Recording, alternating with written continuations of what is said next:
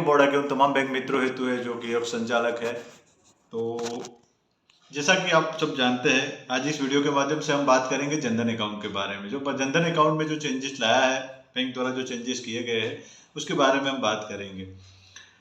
प्रधानमंत्री द्वारा इस स्कीम की जब शुरुआत की गई तब से लेके अभी तक काफ़ी अच्छा अकाउंट ओपनिंग हुआ है और उन सब खातों में काफ़ी अच्छा डिपॉजिट जमा हुआ है। यानी कि 50 करोड़ से अधिक अकाउंट जनधन अकाउंट के थ्रू खुल गए, जिसमें सबसे बड़ा योगदान बीसी भाइयों का रहा है, जिन्होंने आगे बढ़कर सभी ग्रामीण क्षेत्रों में या कैंप कर करके मतलब छोटे गरीब निवेशकों के सबके जीरो बैलेंस अकाउंट ओपन किए हैं और आज उन सभी खातों में लगभग 2 लाख करोड़ से अधिक की राशि जमा हो चुकी है, जो कि देश के विकास में काम लग रही है। लेकिन अब धीरे धीरे देखा जा रहा है कि बैंक ऑफ बड़ौदा में जो जनधन अकाउंट ओपन हुए हैं वो पिछले रशिया यूक्रेन युद्ध के बाद दिक्कत ये आती है कि जब से चिप का प्रॉब्लम आया, तो आपको भी अगर मालूम होगा तो जो हम लोग नए अकाउंट खोले थे जनवरी 2022 के बाद से, उसमें मुख्यतः एटीएम कार्ड, जो रुपए डेबिट कार्ड फ्री मिलता है, जिसके तहत ग्राहक को 2 लाख रुपए का अकस्मात बीमा फ्री होता है अगर वो रेगुलर यूज़ करते हैं तो उन सभी खातों में रुपए डेबिट कार्ड आना बंद हो गया था। अब ग्राहक का ना तो बीसी पॉइंट से हो रहा था, ना ही ब्रांच से हो रहा था। तो बैंकों को, ज़्यादातर बैंकों में जाते हैं जो कस्टमर ब्रांच पे, क्योंकि अकाउंट हमारे पास ओपन करने के बाद कस्टमर का रिलेशन बैंक के साथ हो जाता है। कुछ कस्टमर है जो हमारे साथ रेगुलर टच में रहते हैं, तो जब ब्रांच पे वो गए तो उनका मुख्यतः जो अकाउंट का जो कोड था सिस्टम का, जो 150 कोड हम लोग ओपन करते हैं बीएसबीडी अकाउंट, जो जनधन अकाउंट कहा जाता है 150 में, जिसको ब्रांच द्वारा चेंज कराया गया और उनको नॉर्मल सेविंग में कन्वर्ट करने के बाद उनका रुपए डेबिट कार्ड इश्यू किया गया। तो काफ़ी लोगों का ये हो गया, लेकिन बीसी भाइयों को नुकसान हुआ है। तो उसकी भरपाई तो कैसे हो पाएगी, क्योंकि बहुत सारे ऐसे अकाउंट होल्डर थे जो नए थे, जिनको रुपए डेबिट कार्ड नहीं मिला, जिनको क्योंकि कोई भी ऑनलाइन ट्रांजेक्शन करना होता है या डेबिट कार्ड की वजह से वो काफ़ी कुछ अपना समय का बचत करके ब्रांच से, एटीएम से या कहीं से भी विड्रॉ कर सकते हैं। ऑनलाइन ट्रांजेक्शन के लिए ज़रूरी है, या गूगल पे, फ़ोन पे यूज़ करते तो वहाँ पर भी उनको 6 डिजिट डालना होता है, जिसकी वजह से उनको दिक्कत हो रही थी। तो उन्होंने फिर कोड चेंज करवाया, जिसकी वजह से हमारे जो अकाउंट थे वो हमारे सिस्टम से, मतलब हमारे कियो कोड से हटकर ब्रांच पे चले गए। दूसरा ये हुआ कि हम जो जनधन अकाउंट ओपन करते हैं उसमें जो 5 साल पहले के जो अकाउंट थे, उनका जो रुपए डेबिट कार्ड खत्म हुआ था वो भी रुक गया था, जिसकी वजह से भी उनको वापस से अगर रुपए डेबिट कार्ड नहीं चाहिए था तो वो भी कस्टमर का अकाउंट ट्रांसफ़र कराया गया। तो बहुत सारे ब्रांचों पे इस तरह से हुआ है, आपके यहाँ पे भी शायद हुआ होगा, जिसकी वजह से हमारी इनकम प्रभावित हुई, क्योंकि हमारा एवरेज बैलेंस जो है वो उसी का ऊपर था। तो इसकी वजह से हमें दिक्कत हो गई। आज की तारीख में अगर जनधन अकाउंट की बात करें तो जनधन अकाउंट खोलने में कोई दिक्कत नहीं है। हम लोग वैसे भी जनधन अकाउंट ओपन करते हैं, जिस कस्टमर को अगर सेविंग में नहीं रखना है, हमें अभी 2 बेनिफिट ब्रांच द्वारा दिए गए हैं, बैंक ऑफ बड़ौदा द्वारा दिए जा रहे हैं कि हम सेविंग भी खोल सकते हैं और जनधन भी खोल सकते हैं, नॉन बीएसबीडी भी अकाउंट ओपन कर सकते हैं, बीएसबीडी भी कर सकते हैं। लेकिन बीएसबीडी में दिक्कत ये आ रही है कि जिन कस्टमर का हम अकाउंट ओपन करते हैं, अगर रुपए डेबिट कार्ड अभी फिलहाल तो स्टार्ट हो चुका है, जो पुराने कस्टमर थे जिनका नहीं आया था पिछले 1-1.5 साल से, उनका भी बंच ब्रांचों के अंदर भेज दिया गया है। लेकिन अब वो कोई काम का नहीं, क्योंकि पहले से ही उन्होंने स्कीम कोड चेंज करा के नया एटीएम ले लिया है। तो अब तकलीफ ये है कि जो नए अकाउंट हम ओपन करते हैं उनका तो आना शुरू हुआ है, किसी किसी अगर नहीं आता है तो फिर वापस वही दिक्कत हो जाएगी।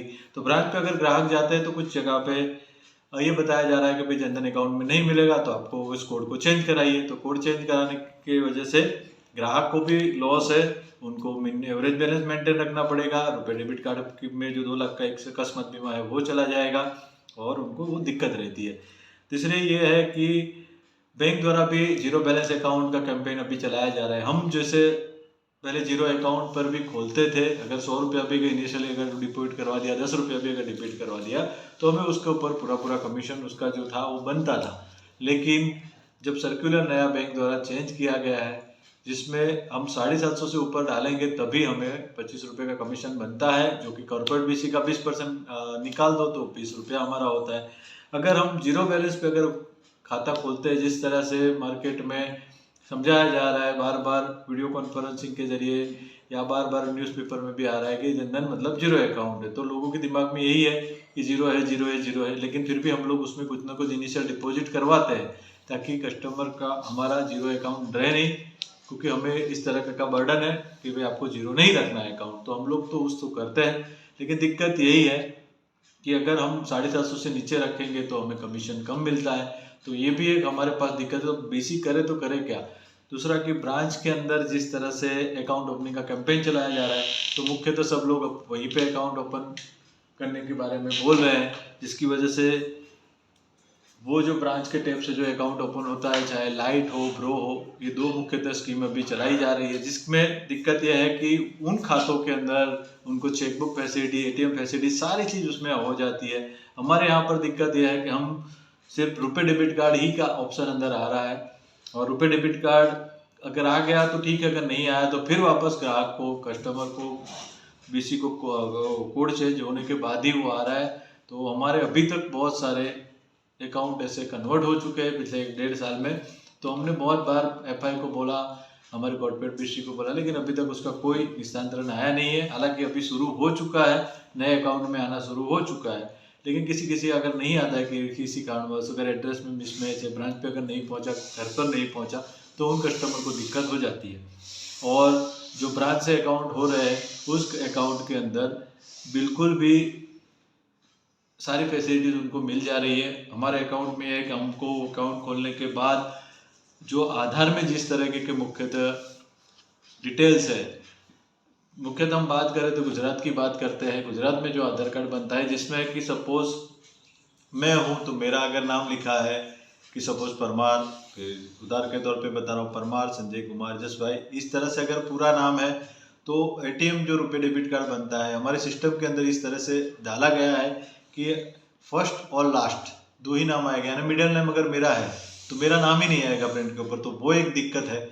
तो इसके लिए बार बार बताया गया, लेकिन अभी तक उसका कोई सॉल्यूशन नहीं आया। बैंक अगर इसको सॉल्यूशन करे, इम्प्लीमेंट करे तो बहुत ही अच्छी बात है, ताकि ग्राहक को दिक्कत ना हो। क्योंकि एटीएम रुपए डेबिट कार्ड जो है वो महीने बाद, 25 दिन बाद, 15 दिन बाद पहुंचता है। जब वो जाता है तो उनको हम लोग अकाउंट ओपनिंग के समय पे बता देते हैं, लेकिन फिर भी वो ब्रांच के अंदर जाकर वो बोलता है कि ये हमारा इस तरह से क्यों आया है, जिसकी वजह से डिस्प्यूट हमारे ऊपर उत्पन्न होता है।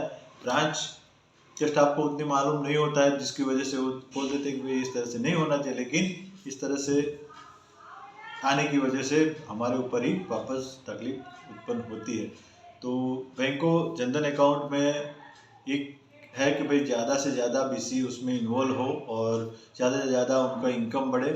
उसके चलते जो पुराना सिस्टम था वो जल्द से जल्द करे तो अच्छी बात है। और रुपए डेबिट कार्ड और चेकबुक फैसिलिटी नो रहता है, जिसकी वजह से अगर उनको चेकबुक चाहिए, हमारे पोर्टल के अंदर जब हम अकाउंट ओपन करते हैं तो साफ साफ दिखाई देता है कि उनको चेकबुक एटीएम की फैसिलिटी मिलेगी, लेकिन डेबिट कार्ड की, इंटरनेट की, ये सारी फैसिलिटीज उनको मिलेगी। लेकिन जो चेकबुक फैसिलिटी के लिए उनको ब्रांच के अंदर एक फार्म देना होता है, जो ब्रांच उसको नो रहता है, ब्रांच के सिस्टम के अंदर उसको यस किया जाएगा। अगर यस होता है तो उसके बाद ही वो अप्लाई होगा। तो ब्रांच मुख्यतः इतना जल्दी वो सिस्टम स्टाफ काम नहीं कर पाते हैं, जिसकी वजह से उनका चेकबुक फैसिलिटीज रुक जाती है।